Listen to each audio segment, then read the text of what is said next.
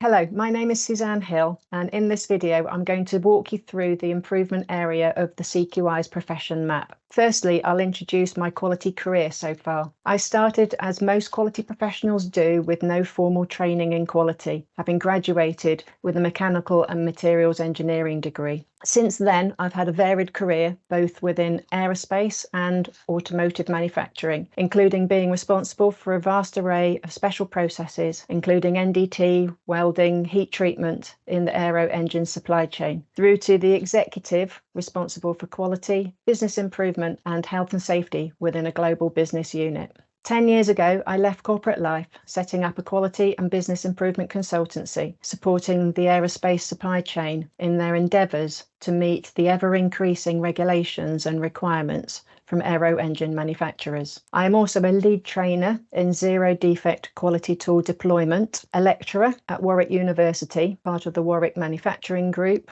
on advanced quality techniques, and I am an active volunteer with the CQI. As I've indicated in this video, I'm going to walk you through the improvement area of the profession map. This section guides quality professionals to facilitate a culture of evaluation, learning and improvement, which drives more effective, efficient and agile ways of working to support business strategy, enhance reputation and increase profitability. Improvement is an important competence area for quality professionals to develop, as we have an important part to play facilitating improvement activity within organisations. It is essential that quality professionals are able to deploy improvement activity from small-scale adaptive or continual improvement through to larger-scale transformational improvement. Using the profession map, quality professionals can use the competence tiers to assess their current competence and to identify continuing professional development, CPD opportunities to support their career progression. In my role as a quality and business improvement consultant and trainer, I'm often asked to support organisations in their quest to deploy sustainable improvement activities. The ultimate goal is to meet exacting regulatory and customer requirements whilst achieving the required quality, cost and delivery targets profitably. More often than not, this can only be achieved with significant investment in improvement. Aero engine manufacturers are quite rightly demanding zero defects from their supply chain. So, applying key improvement tools is essential in this journey to zero defects.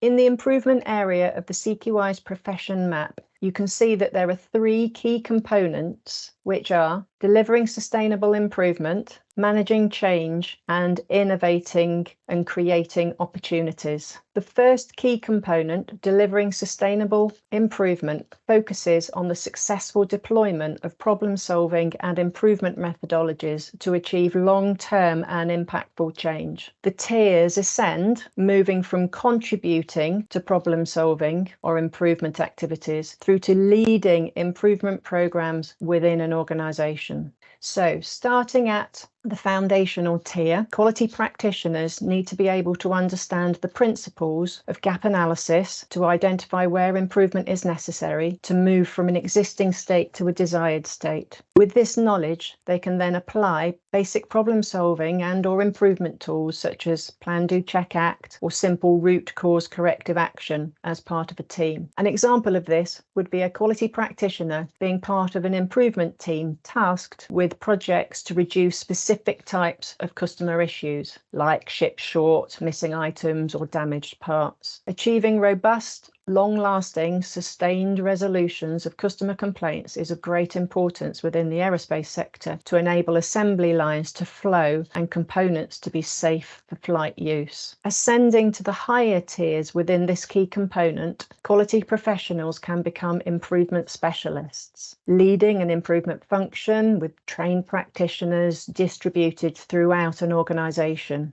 all working as part of their everyday responsibilities on prioritised improvement activity. To be viable, this must contribute significantly and demonstrably to the top-level business strategy. The knowledge and skills to enable this are vast and include the ability to facilitate and coach the use of different improvement and problem-solving techniques, including Kaizen, PDCA, 8D, Lean, DMAIC, Six Sigma, DMAV Six Sigma, PRIZ, problem solving, the list goes on. as well as knowing when to apply these techniques, prioritising projects to undertake and knowing which not to do. Setting up sponsorship mechanisms to enable leaders in organisations to support projects and providing the overall vision of the improvement function, developing agreed strategic frameworks to work within and delivering the required programme of work to support the organisation's strategic goals. My work within Rolls-Royce and now whilst consulting has included leading and latterly setting up sustainable business improvement functions within organisations. Within aerospace, this is of ultimate importance to meet tough regulatory environments, the demand for zero defects from customers, all at the same time as delivering products on time to cost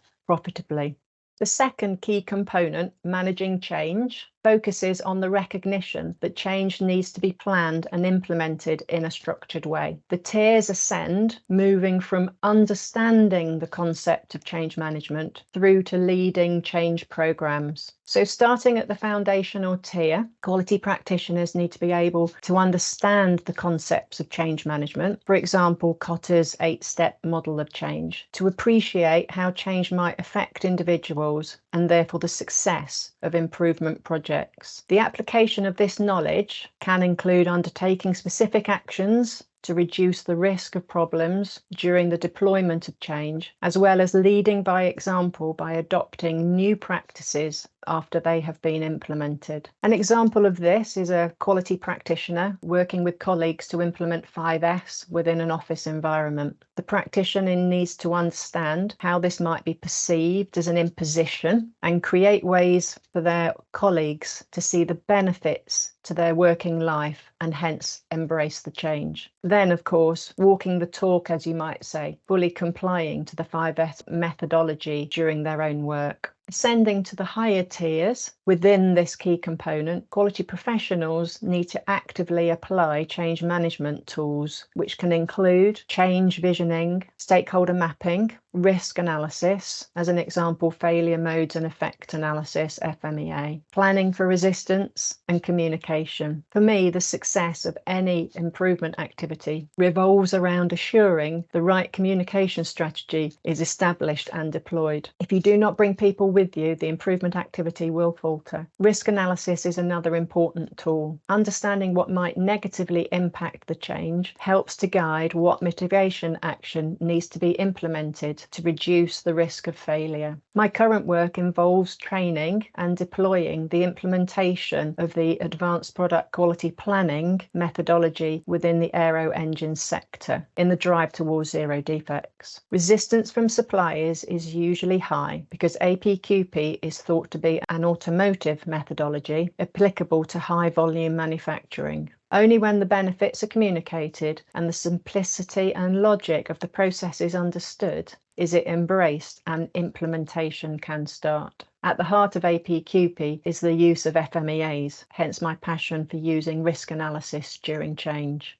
The third key component, innovating and creating opportunities, focuses on the need to apply innovative and creative solutions during improvement activity to stay competitive. If organisations do not move at pace, they will get left behind, as we've seen with many organisations in recent years, like Blockbuster, BlackBerry, Nokia phones. So starting at the foundational tier, quality practitioners need to be able to understand the need for innovation and creativity within their organisation and to contribute with new ideas. As organisations adopt new technology in this rapidly changing digital world, quality practitioners must demonstrate the ability to move with the times in everything that they do. An example of this is a quality practitioner suggesting the use of a new digital platform for the recording, analysis and governance of improvement projects. This might actually be a huge change if this has previously been done manually. The use of the previously described key component of managing change is really important here for the application of the new platform. It would also be an improvement project, so this shows that the components do not stand alone, they are closely interlinked.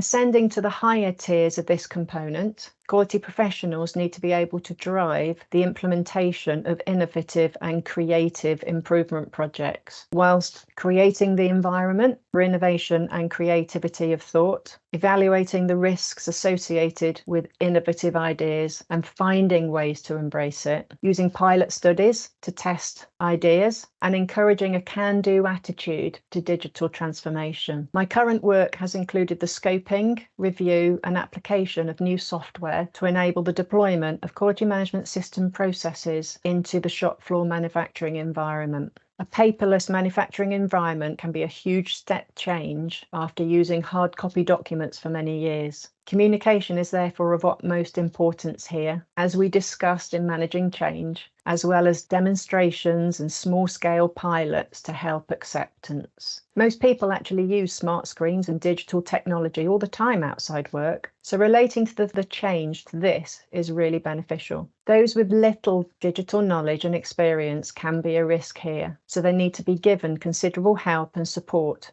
to enable successful deployment. I hope that my brief explanation of the 3 key components of the improvement area of the CQI's profession map has helped your understanding. Please use the CQI's website to gain further insights.